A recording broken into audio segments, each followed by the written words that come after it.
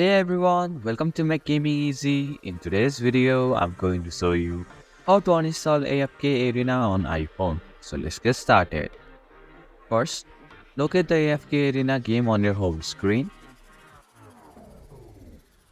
Tap the AFK Arena game and hold up to it until a menu appears. From the menu that appears, select the Remove App option. Choose the Delete App option to confirm that you want to uninstall AFK Arena game.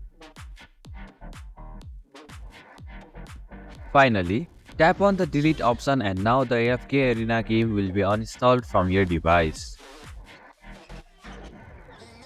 And this is how you can uninstall AFK Arena on iPhone. Thank you for watching Make Gaming Easy. Hope this video was helpful. If it was, then hit the like button and comment down if you have any questions or feedback. Also, if you are new to our channel, please subscribe and hit the bell icon so that you won't miss our upcoming videos.